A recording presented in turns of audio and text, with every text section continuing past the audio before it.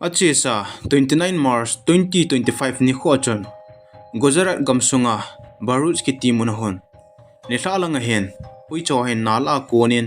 plastic nga ki chun thil nam sita khan hi a hin pe do tho ovin a hin la do tho ovin apam lang a hin koi do phan wa chun ui cho ki khom ovin he ti chun a hap ta we na hi ui cho pau the hen lang hele plastic sunga chi pi moham a sei do di wa hetan a hin la pau thelo zi wa chun amon jang a hap tho ovin iti chun kim vela mi ho chu alung atong hle jing tawen ama ho jang chi ovin plastic a ki chun chu aga ve tawin a hele zan mang dia jong dei lo ta mihim ta sa bongbong a ki tan hi aga mu do tawin a hi hi chi amu phan chun ama jang alung atong hle jing ovin a ki cha nu to a pe na chun police oi phone a bol ovin a ko tawin a sei pi tawin a hele police ho jong hi lai mun chu ong thlung pai tawin amon jang a ve win a hele atiu jang azat hle jing ovin hi chi koi ta sa ya kun a tha ham ti chu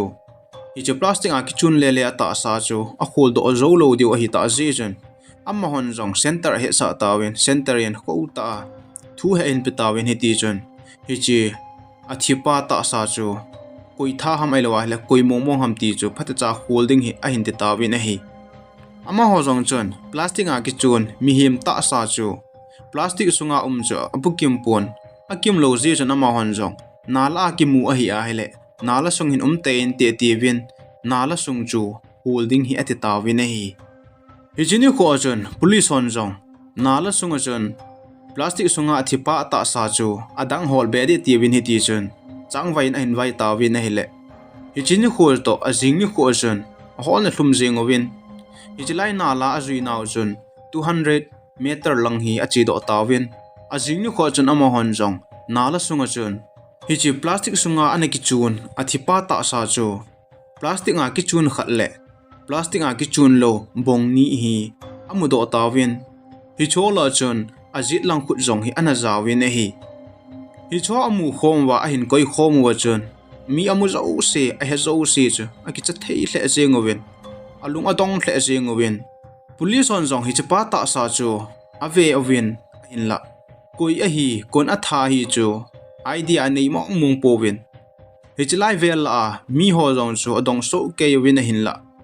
mi hon jong a ve ovin koi a hi chu a he do povin hiti hi pha chana ma hon jong postmortem a bolwin postmortem report hong po do ding chu anga tawin hiti chun mun tin a chun a chi lewa lewin hi thu chu a hin khol tawin a hin la mi a do zo seo koi ma chan a het lo pha na chun ama ho ding chun boi hle jingin hi chi min a het lo chu ui cho ho chun nala kon chun anala do da leo tu ni chana hi kum chan jong a het lo lai mai the a hen chule plastic a ki chun pa hi chu pa jong chu a hin khwa kum chan jong a khol do loading chu ana hi tan ui chon nala kon anala do ta ji wa chun min a hin hetan hi ti chun a thu chu khol thein a hung ta na hi police on hi chu pa ta sa chu ite hin holovem athat pa chu koi ham ama chu koi ham a hin khol do na ovem tu sim hi azon chan ge ina ngai ding ovin ka hin ti mo ve police on zong hi chi athipa nala ko na amu chu plastic a ki chun ni a hi en ni chu pa ma hi ta ki mo pai jing che hen amon jong plastic cho ve vin a hi le plastic khana chun amai ho jong he no min a hin la amai ho chu chen jinga ki san hi ji chun koi a hi he do thei povin a ha tu khat chu sim thu an hi en hi chi ha tu a ko na cha ma chu koi hi hul do ding ha in ti tawin a hin la ha tu khana mi him khat ga hul do jing ding chu thil ha sa ta hi ene hi aji chu tu la ya ha tu ki sim thu rang atam thla jing en a hin la ma ho chu nu pai dang he lo ji o chun hi chi lai vela koyam ha tu ki sim thu atina hin hul ta we ne hi chi athipa ta sa postmortem bol zo wa chun report khan hi hong tan hi chi report na chun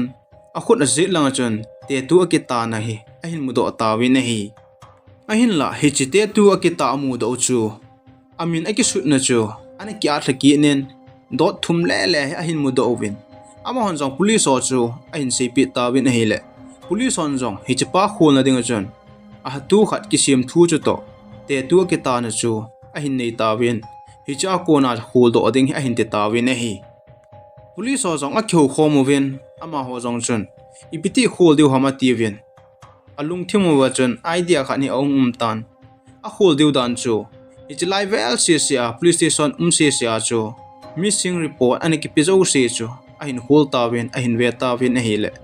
28 March ni kho chon mohit chauhan kitipa hen missing report ana pe ne hi ama hon jong hi chi amu phan wa chon hi chi athipa ta sa amu do zan hiya ana pi lu hi je chon amon jong hi chi pa chu a contact tawin a hi mohit chauhan jong police station hi achetan police on jong adong tawin a hele ama en jong ko upa en zan hi vela chon hatu khat ni akisu to thu e tin jong sein chu tilawa photo jong alim jong chu ave sa ta na hele a upa a khuna chon amin he kisunien amin khela chon dot thum hi anik ni na hi chi dot thum ki ta amu wa chon atipa khuna dot thum akita chu to hong ki bang tan hi chwa chon police on jong atipa chu koi ham a hin he ta win a hi atipa hi mohit a upa sachin chauhan a hi in a hi sachin hi akum hi 35 years a hi tan jizong anei tan cha jong anei tan ama hi up gama bijinor munahon a chengin a hin la kumtam pi gujarat munahon company khan en na na tong in hi ti chun gujarat munen an omin a hi police on jong ama hen ji anei hi tam hi chilai muna hi hoilai ham a chen namun tin hin khol tawin a hi le baruch muna vidan society veng hon aji acha he to in ren khana hin a umuwin a hi chi a he do phan wa chun ama ja gan thei banga chun hi chila in mun chu hin del thojeng tawin a hi le hi chilai mun a thlun wa chun a umna kot chu tala he anaki bon ta na hi hitia akot nu tala ki bon agamu do phan wa chun alongo dong hle chengoben akim vela amho cha dong tawin a hi le Ajinu chu bijinor langyen ache ta ye tin a hin sei tawin a hi hitia hin sei pi phan wa chun police on alungo dongovin Ajinu ni pidinga ajipa ta sa kimudo lo la ya a kholangwa ada hla jeng hidem tin lungthe na hinei tawin hi chi pa chun a pet nen bijinor lang chu zo dinga de tawin azon tawin helman lo ko in bijinor jaga thlung tawin hijlai mun a thun phan wa chun ama hon jong sachin Ajinu cha kimuto pi tawin a hele Ajinu chun tuma sang lang pe chun aso pi pa to Bangalore na tong dengin achi honi hin ti pi ta na hele ama jong chun aso pi pa cha hin ki mo thim tawin hi ti chun mohit chu phone call a ball pai win adong pai tawin a hele mohit in jong ko upa chu 7 March ni kho chun hi chilanga hi kitchen adi kin khanomen hi cha ding chun ahung da in kin ki chai kitchen kin ki chai zo chun ama jong gujarat lang hi azon tan hi chilang mun cho thlun ting chule ticket a hin la ading sung a hin thot ding azia cha te chi ding cho hin a hin la tu ni chana hin phone call jong a hin bol tapon a khabar a ke ta poye tin a sei ta na hi a hin la hi tia thu ahung so do ma sang chun a upa chun aso pa mohit chu message a hin thot tan message a chun Ajinu chu ki khen pi ding lang sang hin a hin seijin a hi hi chi alung don je chun aso pa jong a upa ko ma chi ding chun gujarat lang chu azun ta na hi gujarat gama chun sachin hi aloi khan hi to omen aloi pa min hi cylinder sing hin cylinder hi ania wa pan akiwo pi aloi kha chai hin hi chilai muna jong kum tam pi anum khom hon chu an hi in hi mohit jong a che chen hi le gujarat jo gatlung tan gujarat athun nunga chun mohit in jong upa loi pa cylinder cha he in cylinder dokimuto hanin aman jong a upa cha dong tan a hin la cylinder in aum na ka he atitan hitia aloi ngai ta aloi pan a upa na he lo phan chen ama jong alung hong dong tan hiti chun 28 ni kho chun a upa missing report ni aga pelunin hiti chun a upa loi pa cylinder chu to a upa chu a hin hol hon tan muntin kamtin a hin hol honin amu mong hon lo phan chen ama jong chu a in lang zonin akile kitan akile nunga kon chun a upa loi pa cylinder a phone chu call do zo hi ta pon switch off in a tan cylinder jong a in ko te to jong ki ho lowin a ta na hi hiti chun police o comment a sei ta na hi le police on jong cylinder le sachin a ki ho hon na call chu check a bol tawin hiti chun cylinder chu gin mo na khan he hin nei tawin he chpa chun date 2 April ni kho chun cylinder chu manin a tan police on jong cylinder chu thuto na hi anei tawin na hi police on jong cylinder a do wa chun cylinder in jong a im sot pon thuta chu a hin sei do tan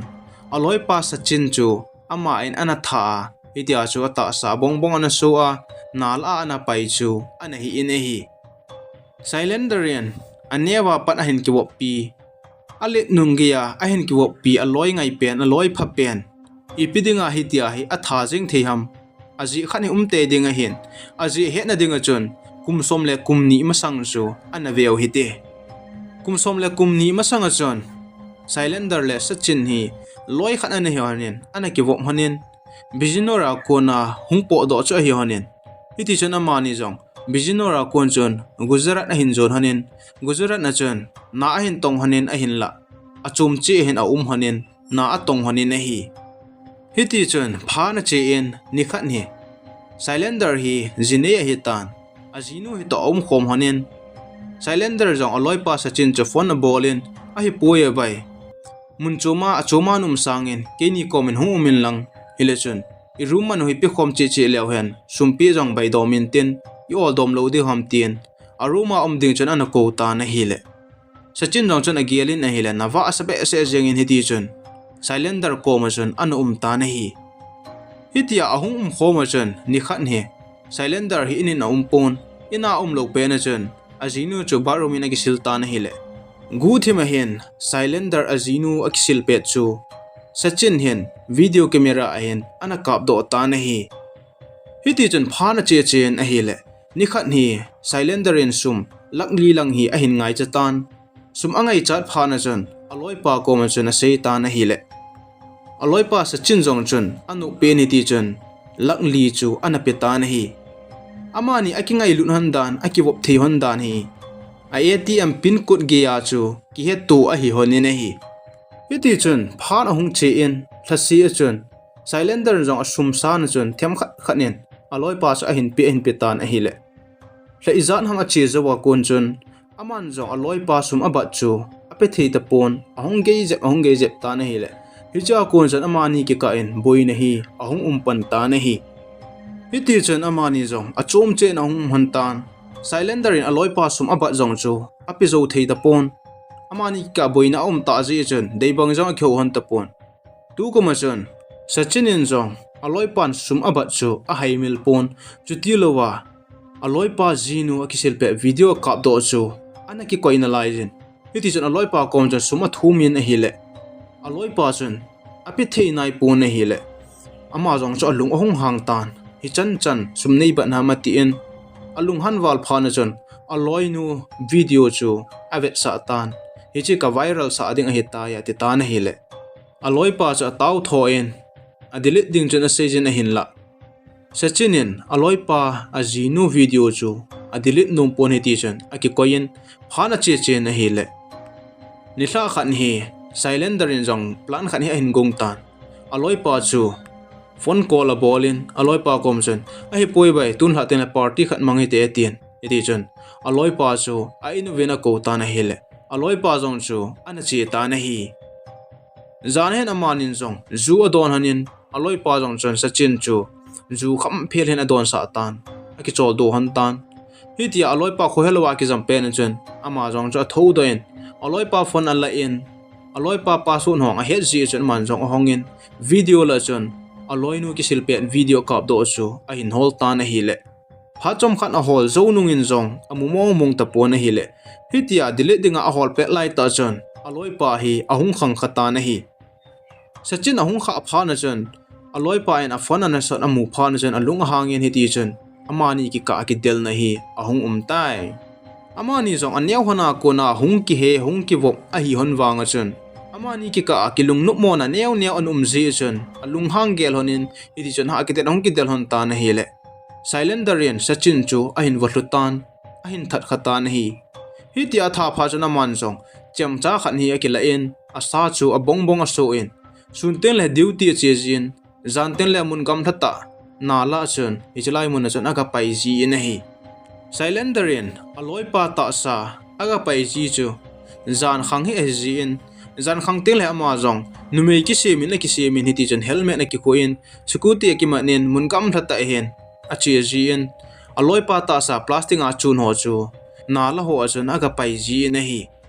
hiti an numei wana ki wana zan khang teng le aloipa Atahsa ta sa na la mun gam na ta ga pai ji chu police ho hen amun mun hen CCTV camera ho he ana koi da leo a het lo diu hen mun khana koi na wa hen amu do win hi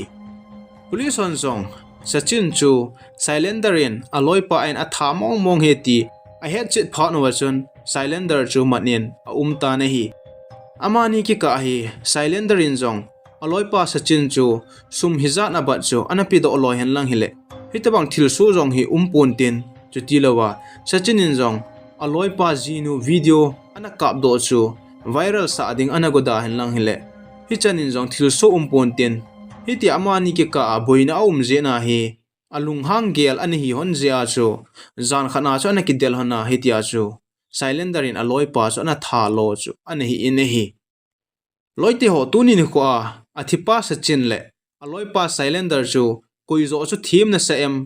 ailowa hele ani hona chu thim mo na sa em na lungel komenan hin seitingin ka hin ti me